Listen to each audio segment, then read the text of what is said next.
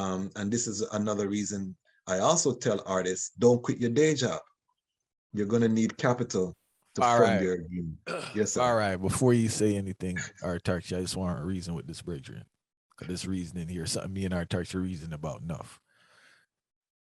Hey, at what point, I know you're an artist, at what point did you get realistic to say, because I just want to clear, just because you work in an artist don't mean you don't have confidence in yourself, but we need a realistic approach, right? And you're a man that told me you're an artist and you went to law school, because we see it with sports also with especially with our black boys, in the sense that they don't have a realistic approach to their goals. And that's all you're saying. You need a realistic approach to your goal. The business, you need a business plan. And I tell artists, you need to draft a business plan. Learn about the fundamentals of business. You're a small business owner as an artist. There's no two ways around it. You have to run, you have to be every member of your team until you can inspire people to become part of your team, or you can pay people to be a part of your team. So you really have to become a small business owner.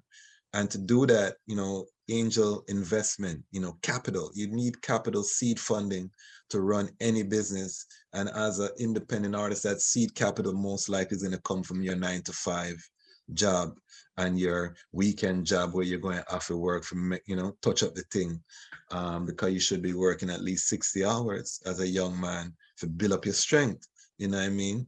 And this is the hard reality of being an artist and building up.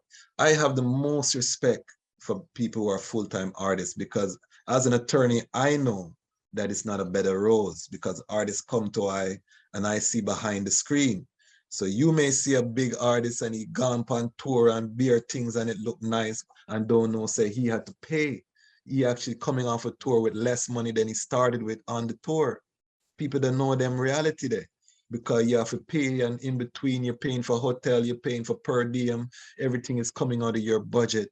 And you might be going out and the show money is not balancing, but you have to go out to get that promotion so you can get more shows to keep your band working and certain thing. Because if you have a band full of grown adults, you can't just jam and say, me I go sit down, because when you're not playing out live, those band members are not getting paid. So sometimes you see an artist on the road and he might say, boy, that not really make sense, but he has to keep his band working, because they have bills too, they have children too, they have, lives that they are working. And if you're not going to keep them employed, they will go somewhere else and do something else or play for somebody else, because that's how they make their living. So the realities of, being an artist versus an artist that relies on a live band is not a bed of roses. And so I realized that early, and I was blessed because I did go to law school. So, I had a little bit more knowledge about, what it takes to be an artist. And because of that, I chose to go the road of building myself first professionally, building my family, and being, a little bit more stable before I even focus on the music. I'm just now getting around to really start put out music now, because I'm preparing to move to Africa. We can talk about the part there. And, I want to really do the music on the continent. That was always my dream as well. So it's just right now, but I have to use my money from what I do to fund my dream. And for most people who don't come from a wealthy background, you have to fund your vision, to make your dream come true. And that might mean working at Home Depot. That might mean you're doing DoorDash, you drive Uber, you do some Lyft, you know what I mean? You hustle, you make things work. It might mean that it's not a glamorous. Remember that Bob Marley, the great Robert Nesta Marley, worked in Delaware at a car factory. He had to go to America to work before he could return to Jamaica and pursue his music career, because of the realities. He had a youth coming, certain thing are going. So the reality is, it doesn't mean that your greatness is not there. It just means you have to be practical as an independent artist, and plan out, and that will mean that you have more success. And I'm going to drop some jewels on this platform, because a big platform, So let me can I drop some gems on the people then? All right. So this is my gem that I dropped to most independent artists. across all genres of music, 20% of your fan base typically accounts for 80% of your revenue.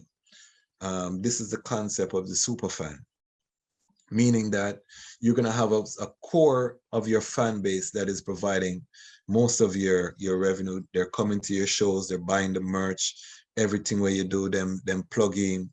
That is, the people who are driving the traffic primarily. You have other people who are tangential, they're in and out. The mistake that most artists make is that they try to please everyone and they ignore their super fan base. They don't find a way to plug in their super fans. We have platforms now like Patreon, different things where you can create a community for your super fans. And remember, if you have 1,000 people that are spending $100 with you every year, that's a 6-figure income from your talent. 1,000 people spending $100 a year, which is less than $9 a month. So if you can get 1,000 people on a $9 a month subscription plan, you have now put yourself in the same category with professionals, lawyers, doctors, engineers, and these people as a creative. You know what I mean? So this has never before been possible in history, because we never had this direct-to-consumer relationship that the internet now provides us. Your social media, IG, Facebook, all of those things are really a funnel to funnel people to your own platform that you own. It's too much gems me I drop, because people usually pay for them information, So I don't want to go too far with the thing, because I go overboard with the thing, No, it can't be overboard, because you see, them thing are really something for echo, As simple as it want be, As simple as it want be, something we need to be echoed, because a lot of people don't really see value in themselves until them can see the end result. So it's like the build up where you bring towards them and I give them the affirmative action where them need for take. It's a very, very important thing, because the self-esteem thing is a problem, It contribute to a lot in like low self-esteem, Yes, I realize no low self-esteem coming from a lot of people who are supposed to be creatives. And because them not see the result, or them not know the right steps to take towards the result, it create a detrimental mental health problem and a crisis. So it's not a joke thing. This is something where a lot of people for take heed to. I mean, no, say a lot of them are gonna appreciate love it too. And I know the reason I've only a room for going up, because I have a talk about Halie Selassie is Ethiopian, but I'm only a different thing. But this is definitely a fundamental part of the reason where a lot of people really, really, really need to hear. I tell that. So don't ever feel like there's too much. It's necessary. It's something that is very necessary. Yes, and we have to redefine what success is. You see, we have as creative this superstar kind of picture in your mind, So you're not, because most artists, to be honest, when I tell them what I just told them, they don't want to hear that. 1,000 people, that's too small. You understand?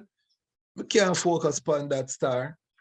Star this, You understand? Star this, 1,000, that can't full up in a one place. You understand? So they're thinking about it in a limiting, like you try small down them career, not realizing that that is a base that's going to allow you to sustain in what you love and to feed your family. And that should be the success in this, as a creative, is to be able to feed your family, live successfully. You're living in the 1% at that point. From your 6 figures, you're living, in the 1% globally.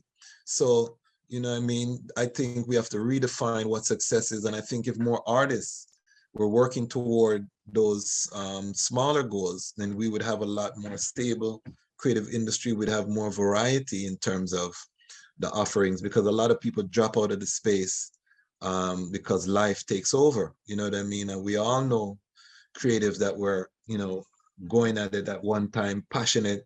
You have two youth, you know what I mean? Baby mother start pressure your wife, start pressure you, you know what I mean? And you have to leave what you love to be able to take care of your responsibilities as a man.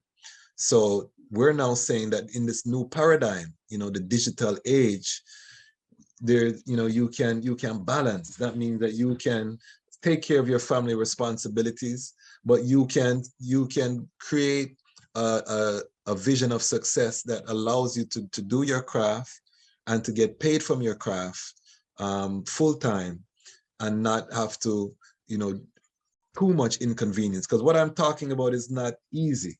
I don't want anyone feel like what me I talk about is easy. Because me I do it now and it's difficult.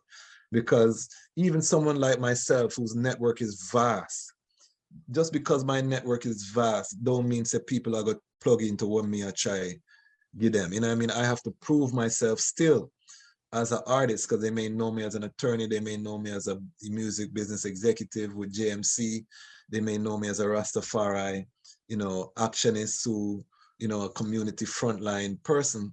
But that no means that they know you as an artist and they even business about you as an artist. So you have to still prove and demonstrate. And the main way you do that is consistency, putting out consistent product, consistent quality, and showing up. And then people say, okay, the man's serious. And then, let me take, for example, my YouTube channel.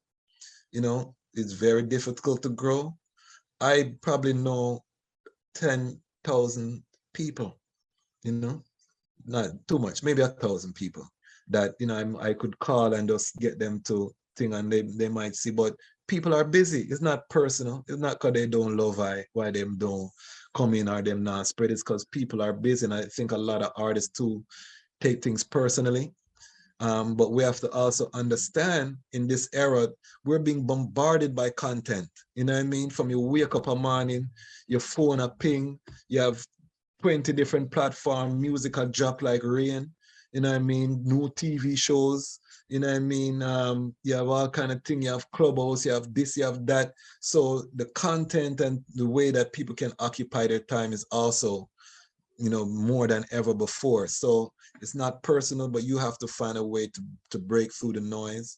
And again, it comes down to consistency. It comes down to having, working on your craft, getting your 10,000 hours, becoming a master at your craft, investing in your craft, investing in your visuals, investing in, your branding, your story. This is also very important. People invest in stories, and a lot of artists also don't realize this as well. People, cause a lot of artists don't do interviews, which is crazy. You know what I mean? You're an artist and you don't want to interview. This is your chance now to get your story across. You're going to win new fans. You're going to get people who never, there's going to be some people who click on my website because they see this and say, let me check out what the Rasta deal with. 10 might say, that's not my speed. 1 might stay. But if you don't do the interview, again, it's a funnel. You know what I mean? So as an artist, you need to, especially upcoming artists, you should be trying to get on every platform that's possible, even if they have 10 followers. Try to get on these platforms because you don't know where your super fan is going to come from. That one fan might contribute to $1,000 of revenue for you for that calendar year. You know what I mean? So, and this is also when you perform. And I think Jamaican artists are pretty good, at this part. When you perform in a space and maybe 10 people show up to your show, you perform like you're in a stadium, same way. You know what I mean? Because you don't know who's in that room, whether it could be an executive, whether it could be a brand ambassador, advertiser, could be a potential person who's going to be part of your team, or it could be a super fan. You don't know who is who. And so you always, again, consistency, and you want to treat your rehearsal even as an opportunity to shine. An artist should be recording their rehearsals and using that content as well, to create that community.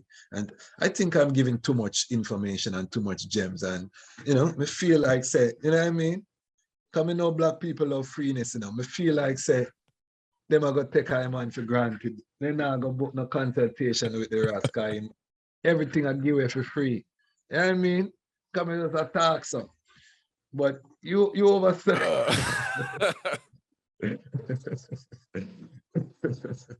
You understand what I'm getting at though. You know what I mean? These are gems, but I want to share it because I do believe that the creative industry is our goal for Jamaica and for the Black world. I believe that IP will transform the Black world once we really get a handle. So I don't mind if I get a personal hit and lose some clients because me free up the information, because guess what? It's going to benefit my youth them to see me. You understand? A peaceful world, better world. Well, let me hear you say mountain, mountain.